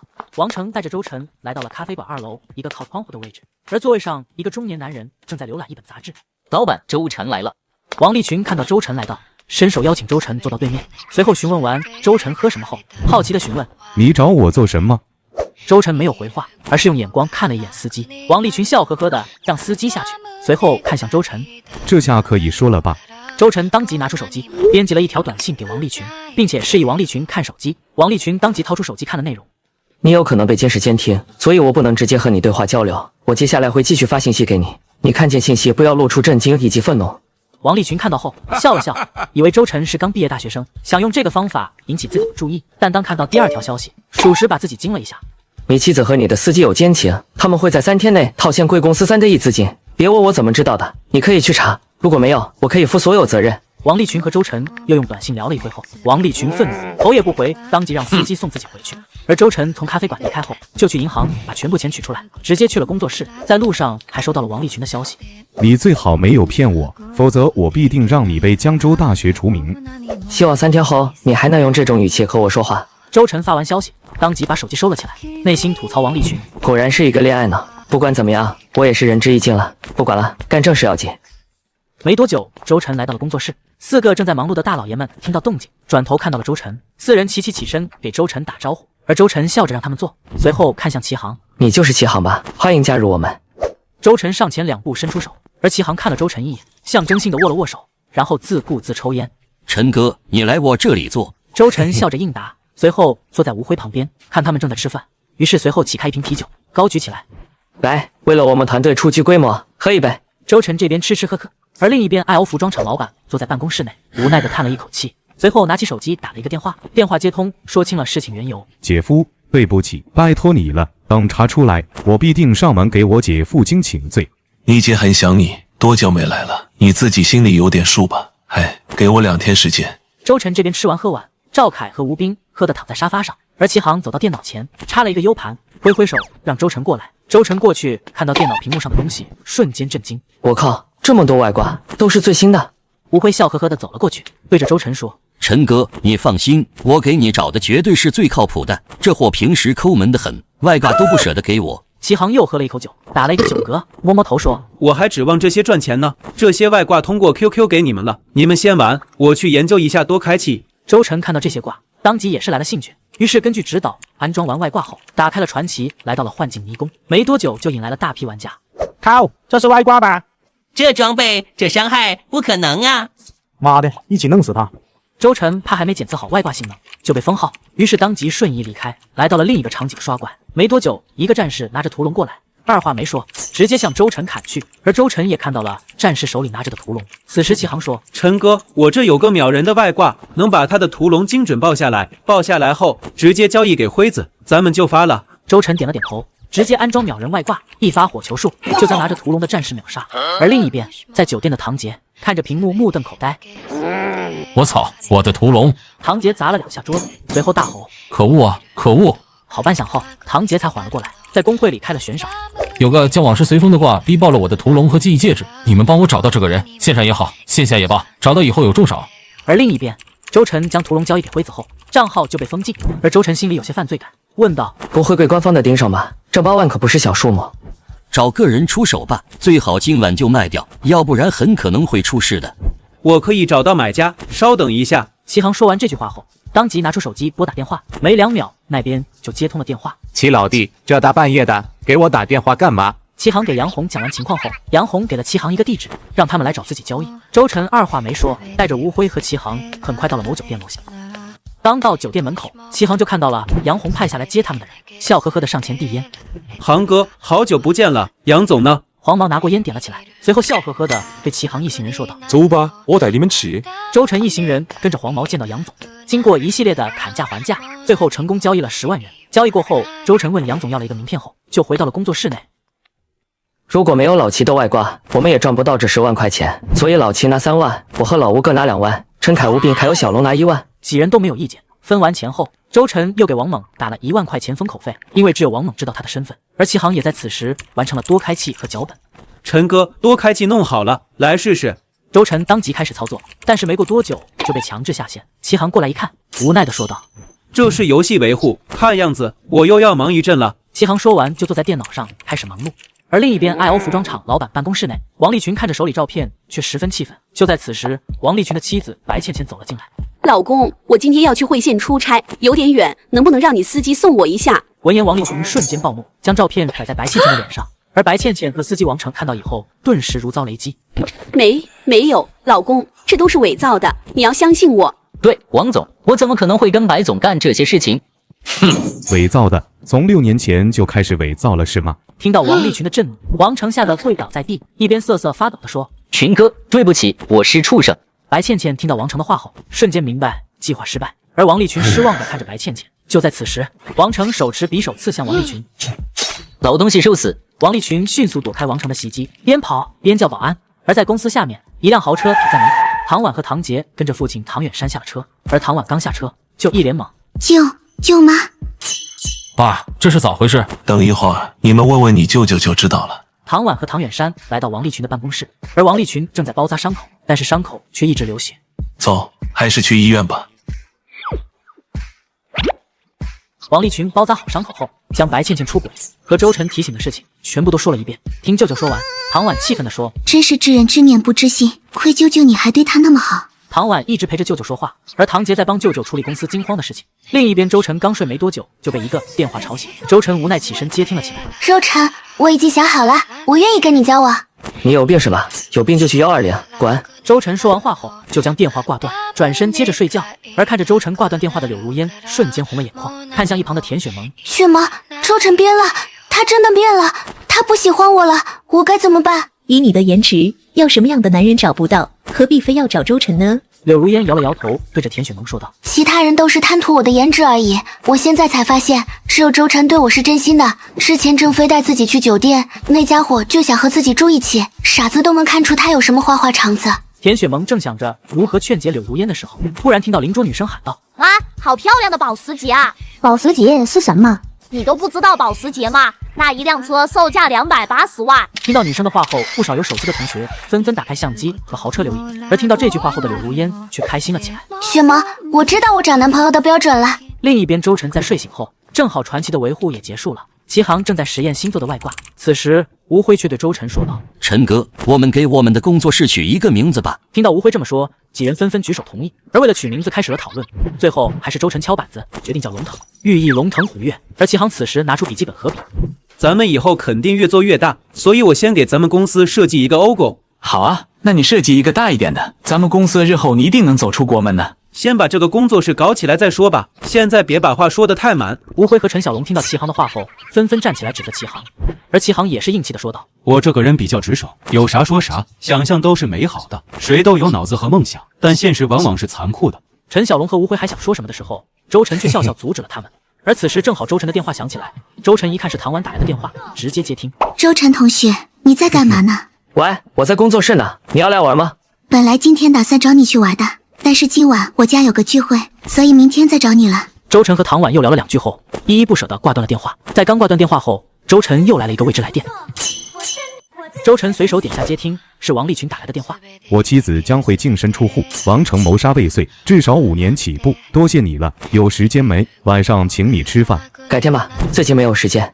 周晨与王立群又闲聊了几句后，从工作室离开。刚到学校门口，又来了一个陌生来电。周晨，我是天下第一剑客，多谢你的钱，我妹妹已经没事了，我会抓紧赚钱双倍还你的。你妹妹没事就好，你明天来江州吗？我在这开了一个工作室，1个月给你3000。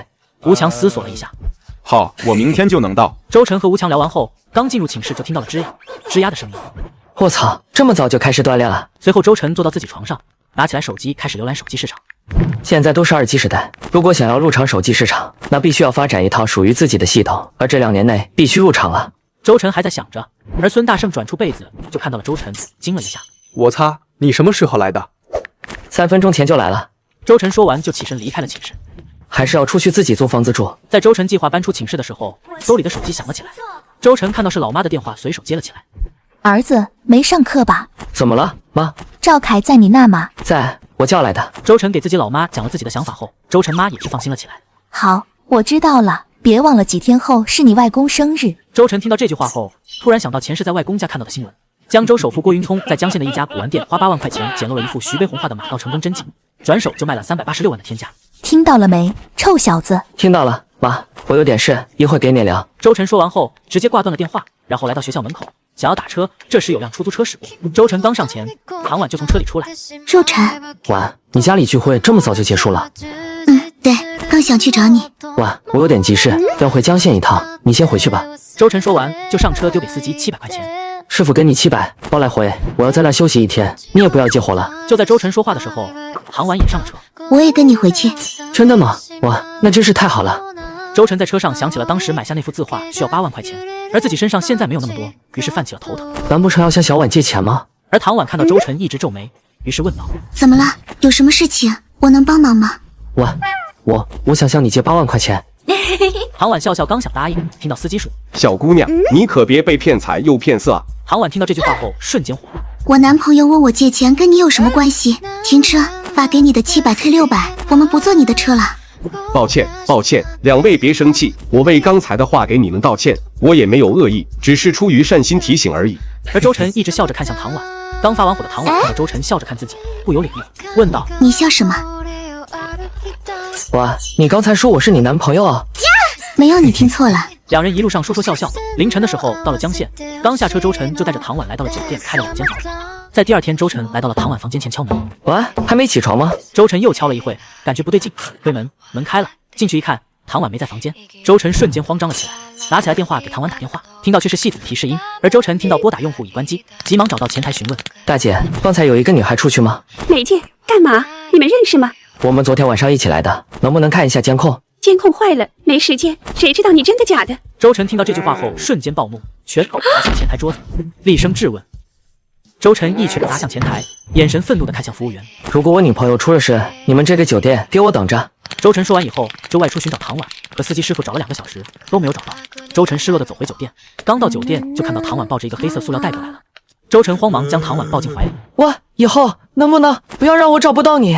唐婉看到周晨的行为有点猛，没一会就反应了过来，拍了拍周晨背后：好，我知道了，我出去取钱去了，正好手机没电了。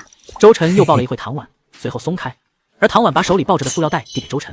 那我也不知道你需要多少钱，就把零花钱全部取出来了。周晨听到以后猛了一下，随后打开塑料袋抹了一下。这么多，你把零花钱都给我了，你怎么办？我还有小金库呢，怎么样？要不要不努力了？我养你。嘿嘿，好啊，只要你不会嫌弃我。唐婉甜甜笑了一下，随后跟着周晨来到了古玩一条街。你要买古董啊？是啊。那你小心一点啊，我爷爷都玩了古董30年了，还经常打眼呢。我相信我的实力。周晨和唐婉说说笑笑，终于来到了周晨的目的地。而周晨刚进店内，就看到了一旁的老板。你们有钱吗？我这最便宜的可都是万了8000的。周晨冷哼一声，随后将手里塑料袋丢到桌子上。而老板看到里面一捆一捆的100元大钞，瞬间态度大变，端来了茶和点心。拿来你们这边的字画看看，我爷爷快生日了，喜欢吗？老板听到周晨的话后，立刻将架子底下的货拿了过来，笑着看向周晨介绍道：这都是徐悲鸿大师的杰作，您看您要哪一个？周晨观察了一会字画，刚确定是哪一幅字画，就听到门外传来了唐远山、唐杰和江城首富郭云聪的声音。而唐婉听到后，立刻躲在了仓库后面。而唐杰看到周晨，好奇道：你小子怎么在这？周晨假装没听到唐杰说话，一直和老板交易后，才看向唐杰，并惊喜道：恩人，你怎么在这？你们认识？也不算认识，之前这小子英雄救美，和一个歹徒搏斗，差点被弄死，是我救了他。小年纪，心怀正义，你得多向人家学学。唐杰顶了唐远山2句话后，拉着周晨就走出店外，背身说道：小子，你离我妹妹远点，我们唐家不是你这种阿猫阿狗可以触碰的。你没有权利左右唐婉的选择。唐杰听到这话后，瞬间将周晨打倒在地，周围保镖瞬间将周晨挡在中间。而唐杰刚想接着打，就看到唐婉倒在周晨面前。哥，你要打就打我吧。你怎么在这？唐远山听到唐婉声音，好奇的走出门，看到唐婉倒在周晨面前，于是问道：怎么回事？你不是好奇唐婉为什么没能考上985吗？就是因为唐婉为了他故意考低分进入江州大学，然后和他谈恋爱。有这样吗？唐婉低头不语，豆大泪滴顺着眼角滑落。周晨此刻的压力也非常大，他心里很清楚了，现在的自己无论说什么，唐家人也不会高看自己一眼，只得语气低沉道：唐叔叔，我和唐婉会好好学习的。唐杰刚开口想要冷嘲热讽，唐远山却是皱眉瞪了他一眼，随后看向周晨：你们现在年龄还小，我希望你们注意方寸。此言一出，唐婉不可思议地看向自己父亲：爸爸这是什么意思？好像允许自己和周晨在一起了。周晨看着唐远山一眼，又看向了挽着唐远山胳膊的唐婉，内心笑了笑：小傻瓜心思太单纯了，还真以为你爹会把你交给我呢。小姐，安排一辆车送他们回江州，路上开慢点。你去送小姐回江州。给我们包了一辆车，我们一会儿自己回去就好了。唐杰无奈地看向唐婉，叹了一口气：随便你吧。唐杰说完这句话后，淡漠地转身回去宝阁。而唐婉看着唐杰的背影，想了很多，最后还是握紧了牵着周晨的手，看向周晨：周晨，对不起，早知道我就不躲起来了。要是我在你身边，我哥就不会打你。傻瓜，这不怪你，只能怪我现在没本事。不过你放心，总有一天我会让你爸和你哥对我刮目相看。唐婉和周晨又在古玩街逛了逛，随后坐上自己的专车回江城。而另一边，唐杰看向唐远山，这小子怎么办？这点小事还来问我，自己看着办，但是不要让小婉发现是你做的就行。没过多久，唐婉和周晨就回到了江州大学门口。周晨刚下车就看到曹明一群人，于是对着唐婉说道有事急匆匆的走了。而唐婉看了看曹明和周晨，突然意识到了什么。而此时跟着曹明的郑飞色眯眯的正打量着唐婉。明哥，你看到有个好正点的学妹哦，滋味肯定不错。曹明视线跟着郑飞的手指方向看到了唐婉，打了一个激灵，随后拉着郑飞一顿打。你小子想害我！就在曹明一行人对着郑飞殴打的时候，唐婉拨打的电话接通了。哥，我和周晨刚一块下车，有几个人都说打了周晨，他们说是你指使的。一群废物！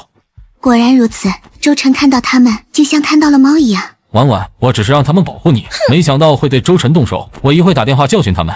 唐婉又警告了一下唐杰后，直接挂断了电话。而另一边，周晨在路上接到了一个未知电话。你是周晨吧？我是郭云聪。周晨听到郭云聪的名字，瞬间愣住，随后说：郭总，我是，怎么了？你是不是在聚宝阁买一幅马道成功图？我50万，卖给我。抱歉，郭老板，如果低于400，这幅画我不会卖。郭云聪让周晨再考虑考虑后，挂断了电话。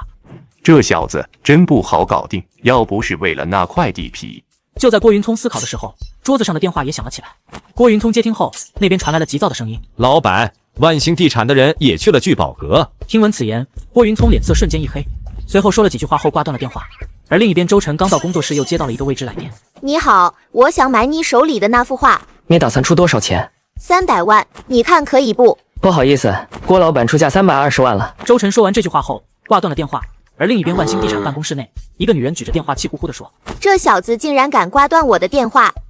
我早就提醒过你管好自己情绪，你刚才慌张的时候，对方就已经捏住你7寸了。姐，还是你回来主持大局吧，我觉得我可能搞不定这个项目。就在王丽蓉刚要接话的时候，一个背着金条的男人打开了办公室的门，而王珊珊看到来人瞬间惊讶：二哥，你来了，你还真负荆请罪啊！王立群没有接王珊珊的话，而是径直走到王丽蓉面前，扑通一声跪了下去。大姐，我向姐夫承诺过，如果倩倩真的出轨，我会来找你负荆请罪。而王丽蓉没有搭理王立群，看向王珊珊对她说道：珊珊，再给他打电话，这次把价格提高到600万。600万，这么多？姐，这都够员工1个月薪水了。王丽蓉没有回答王珊珊的话，而是瞥了她一眼。而王珊珊看到以后，瞬间不敢说话，自顾自地开始给周晨打电话。刚打过去，瞬间傻眼，电话正在通话中。完了完了，不会是郭云聪找他了吧？听到王珊珊的话后，王丽蓉叹了一口气，随后无奈地说：郭云聪的恒基地产资质本比万兴好得多，若是他拿到那幅字画，你的万兴地产会彻底失去竞争资格。王珊珊确实没有说错。此时周晨正在给郭云聪通话，而经过漫长的谈价，周晨成功把价格提高到860万。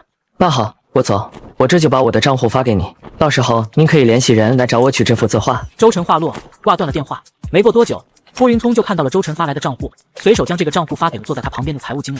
往这个账户里打860万，1分不能少。财务经理是郭云聪的老婆，而财务经理正一脸疑惑地看向郭云聪，问道：其实以我们公司的资质，完全可以碾压万兴地产的。跟了我这么久，你还不了解这里面的水有多深？光有资质有个屁用，给不给你的还不是上头一句话的事。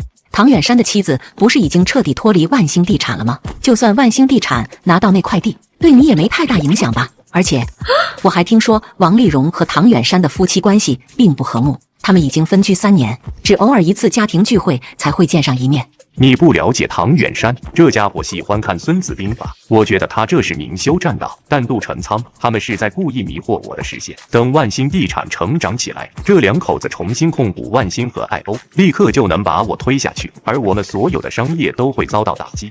那你打算怎么对付他们？郭云聪拿起来桌上的雪茄，叼在嘴里，笑着说道：好戏现在才刚刚上演，你先去转账吧。